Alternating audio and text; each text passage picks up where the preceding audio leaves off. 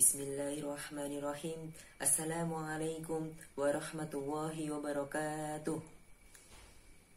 Innal hamdalillah nahmaduhu wa nasta'inu wa nastaghfiruh wa na'udzu billahi min syururi anfusina wa min sayyiati a'malina. May yahdihillahu fala mudhillalah wa may yudlil fala hadiyalah. Asyhadu an la ilaha illallah wa asyhadu anna Muhammadan abduhu wa rasuluh la nabiyya wa la rasula ba'da. Qala Allah Ta'ala fil Qur'anil Karim, a'udzu billahi minasyaitonir rajim. Bismillahirrahmanirrahim. Ya ayyuhalladzina amanu taqullaha haqqa tuqatih wa la tamutunna illa wa antum muslimun.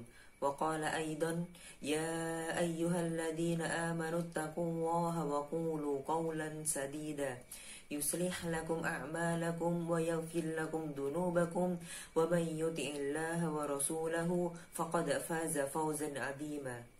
Shadaqallahul 'azim.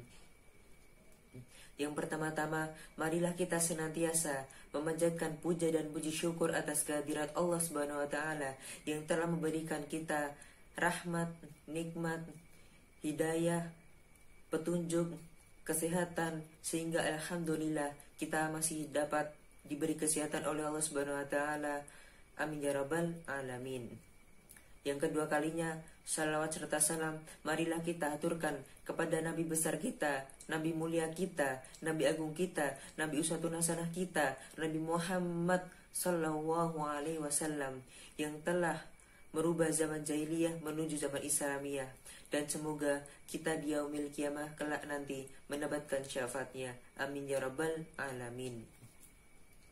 Ya, perkenalkan, di sini saya M. Taufik Iskandar, bisa dipanggil Taufik, bisa dipanggil Iska. Prodi Arsitektur UII 2020. Nah, kita di sini sharing-sharing saja ya mengenai Muslim milenial harapan negeri. Nah, kenapa diberi tema seperti itu? Karena Muslim milenial di zaman sekarang itu sangat dibutuhkan oleh negeri kita, karena Muslim milenial adalah penerus bagi pendahulu-pendahulunya, yaitu untuk memperbaiki, untuk memajukan, untuk mengembangkan di negeri kita. Mulai dari itu bidang politik, bidang budaya, kemudian ada di bidang ekonomi, kemudian di bidang agama Islam agar lebih maju ke depannya.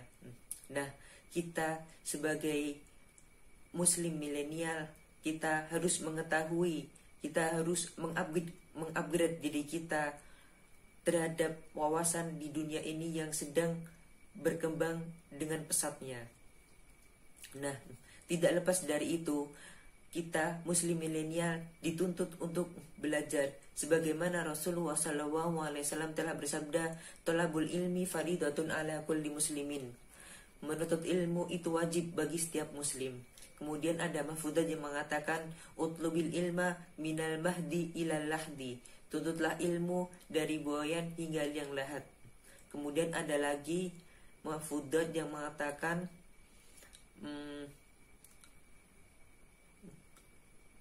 Kemudian ada mahfudzat lagi yang mengatakan, al ilmu bila amalin kasyajari bila thamarin.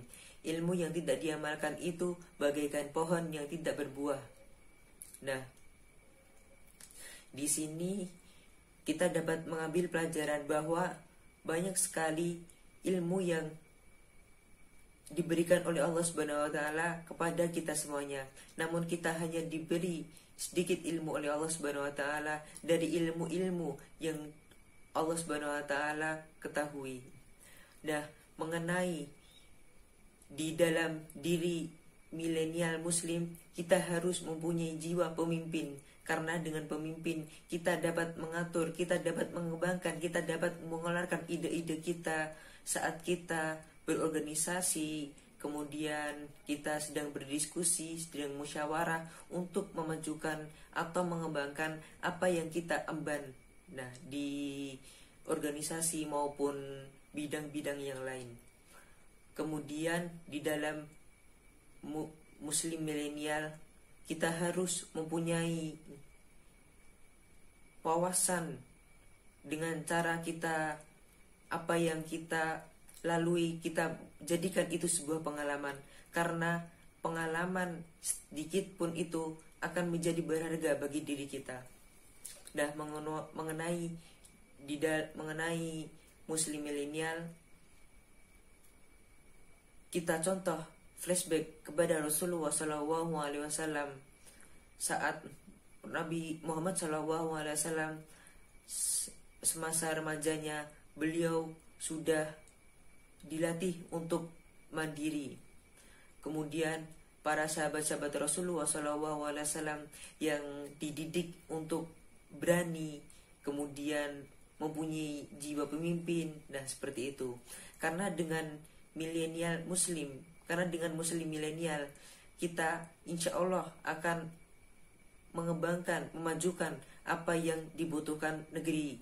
Nah, seperti misalnya di dalam agama Islam itu ada dakwah, kita bagaimana mengembangkan dakwah itu, memajukan dakwah itu. Nah, kemudian kita sebagai milenial muslim, kita harus mengembangkan, kita harus memajukan apa itu amar ma'ruf nahi mungkar, dan kita harus melaksanakannya.